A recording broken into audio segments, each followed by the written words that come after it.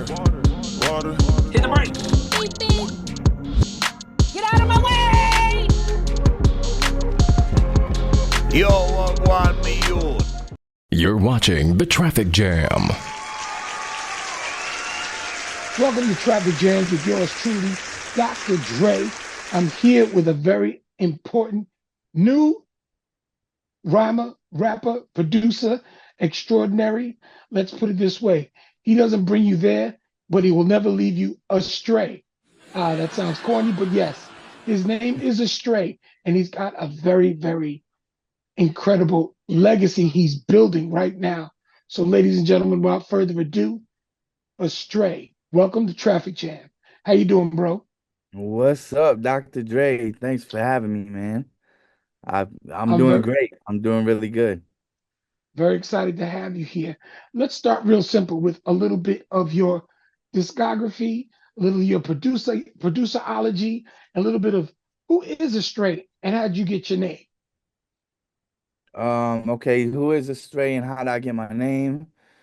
Well, there's really two reasons I got my name. I was adopted at birth, so so like right off the beaten path, like right since I was born, I was off the beaten path. You know what I mean? Like I whatever trajectory I was supposed to be on with my biological mom, she gave me up for adoption. So right off rip, I was astray.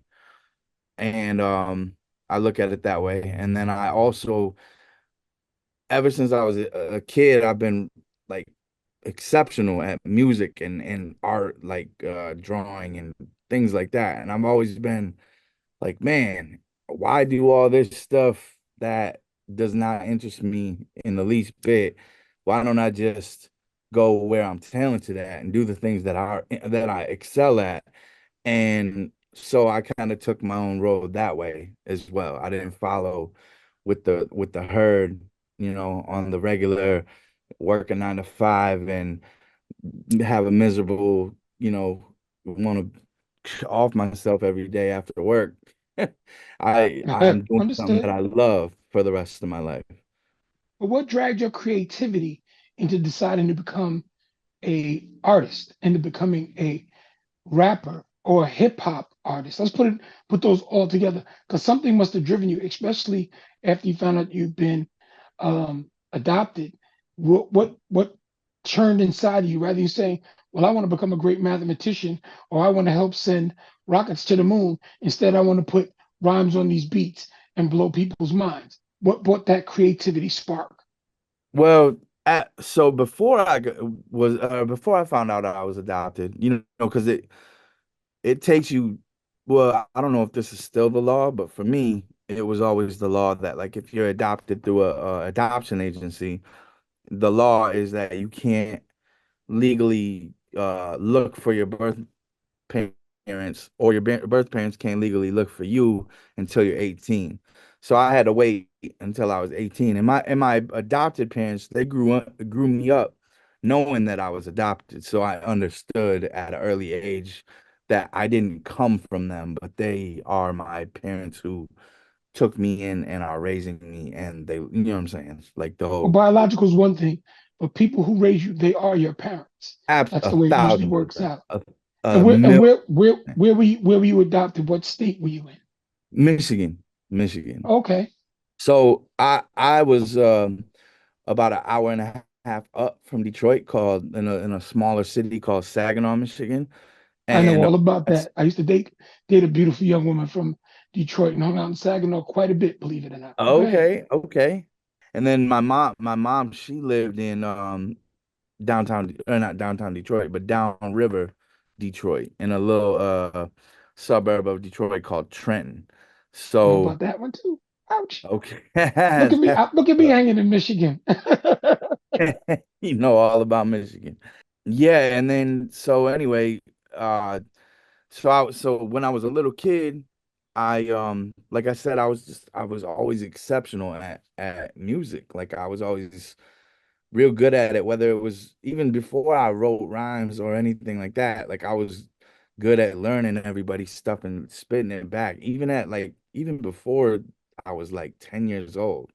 So I would, learn everything and keep rapping it back and even singing stuff like pop songs and rock songs and all that kind of stuff. So it's always Now, if been you're like gonna throw all that on the thinking. table, you got to give us some of the influences, some of the songs you were rhyming and you were singing to, and at what pace that was, especially in that Michigan, Saginaw, Detroit area. Come on now, don't just throw it out there now. Well, so I can't front. I was very young, so it was basically whatever was on the radio. And Okay, then whatever tapes my pops would buy for me that my mom wouldn't let me have because they were divorced by at this time. So okay. by now, I would go with my dad on the weekend and he would buy me like, anything with a parental advisory sticker. He's like, whatever, I don't care. But I'd try to take him home and be slick, and my mom would always find them and always throw them away. Like I So can't tell you you lived how in the many era end up. of the Walkman. So Walkman Okay. alone put you in a certain category. Oh yeah, the Walkman was my best friend, or the boombox, or just the boombox. Mhm. So,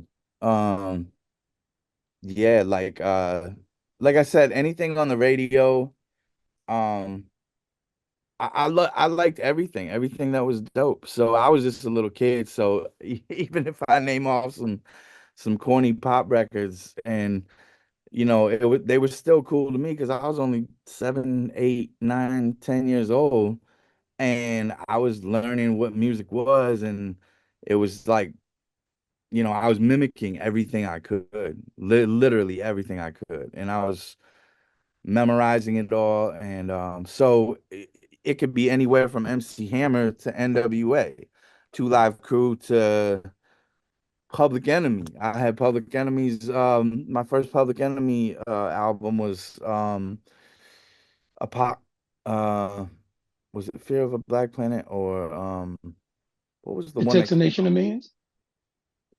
out? No, it was the one with Can't Trust It on it, and That would be Fear of a New Black York Planet. Post. Hey, yo, New York Post, don't brag and boast. This some flavor when he's coming at you. You know what I'm talking Yeah, about? I know That them one, I well. can't remember the name. It was just like a Mhm. red cover. I know Um, them well. that was my first Public Enemy. So it's like I had this wide spectrum. I mean, I even listened to New Kids on the Block. My first What's my wrong with first that? concert was a Kids on the Block concert, and it was dope. What's I was wrong with I was that? a little kid. So anything Without I New could Kids on the Block, we don't get Marky Mark and the Funky Bunch. I went by the time Marky Mark came out, I was a little older, and I was it's not that I didn't like what he was doing, but I was more like, nah, I want to hear some more grimy, harder stuff. You know what I'm saying? That brings me to another question. What is it about the music that in your rhyme style and the song style, especially the two that you forwarded me? I only got a chance to hear one because the other one didn't start up. Um, that makes you as a young man growing up, and I guess it was the difference between being with your father on the weekends and your mother during the week, where the grimy took over, and the pop, you like, yeah, okay, but I'm not Marky Mark and the Funky Bunch style. But what was it? What was about the grimy part that drew you in? Oh man, it was honestly the grimy part was. Let me think. Okay, so first of all, as a kid and being able to hear these rappers cussing and just like using all these bad words. It was just like, okay, I feel like I'm outside of the back of a building smoking cigarettes that I shouldn't be smoking right now. You know what I mean? Like Mhm. felt like You can say weed, it's all right. yeah, I felt like I was being rebellious. I felt like this is like I shouldn't be doing this. I shouldn't be listening to that can I cuss on here? Yeah, you can say your words. We go beep Okay. beep. Oh, okay, okay. I felt like, they was saying they was fuck this shit, that bitch, that. Like it was intriguing to me as a little kid. I was like, wow, I want to live. This is what I want to listen to. But then also like the stories that came along with it, like like NWA's Gangsta Gangsta. Oh my God. Like or Dope Man. Like those two records were amazing to me. And then Ghetto Boys, uh this year Halloween fell on a weekend. Me and Ghetto Oh, Boys my are mind's playing tricks on me. oh yes, that's yes. My bad. I'm horrible with names. I'm better with Don't worry. lyrics. Look, don't worry about so am I. But you know the beauty of it is that's where the music brings us together. Exactly. Absolutely. Did you like MC Breed? I did, but I didn't see for some reason when I was that age and Ain't No Future in Your Front came out, I wasn't really hip to Breed. Like it didn't he was big around here, but for some reason he never caught my ear until a little bit later past Was it that. too local? Was it too local for you? No, it wasn't too Like, local because he actually MC Breed excuse, excuse me, MC Breed and there's another group from Flint, same place where Breed's from, named Dayton Family. And those two guys, especially Dayton Family.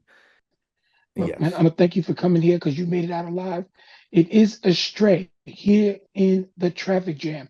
My name is Dr. Dre, and we got to get you back because there's so much more. And I had a little pile of questions that I wanted to ask you, but they sent me no bio, but I got a lot from what we discussed. And man, I'm very, very, very happy to meet you. So Man, tell your team likewise. we got to get y'all on, and there's more here on the traffic jam. Big shout out to Astray. You got some shout outs to your team, bro? Some shout outs to my team. Shout out to Alpha House. Shout out to Shady Publishing. Shout out to all my dogs, my family, my friends that support me. Shout out to you. It's cool being interviewed by the one and only fucking Dr. Dre. Like this is insane, man. Like a little starstruck right now. Well, don't worry about it. You got it. Can I And spit that's something gonna for do. y'all?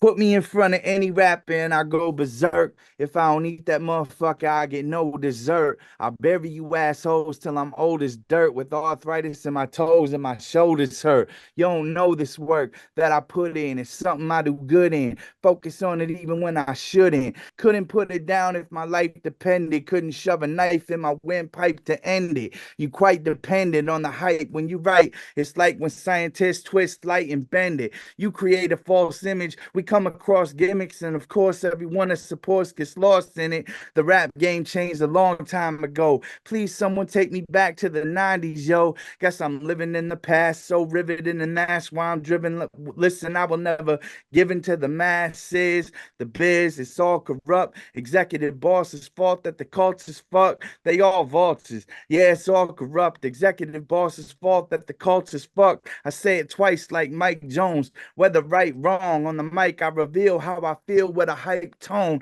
and the skill that you ain't got. That's why my name's hot. I make the veins in your brain pop. Now we can bang Glocks, cause you can't stop hating. When I catch you, I'ma wet you like a raindrop. So keep your thing cocked, pull that burner close to you, cause you'll be full of woes when that bullet goes through you. I'll give you as many as the clip and the gun hold. If I see you slip it, I'ma grip it and unload. I keep it gutter like the clown in that flick It. I'm on some sick verbally murder your click shit. I hop up on the stage and I hawk spit, then walk around that bitch and lyrically talk shit. Traffic jam.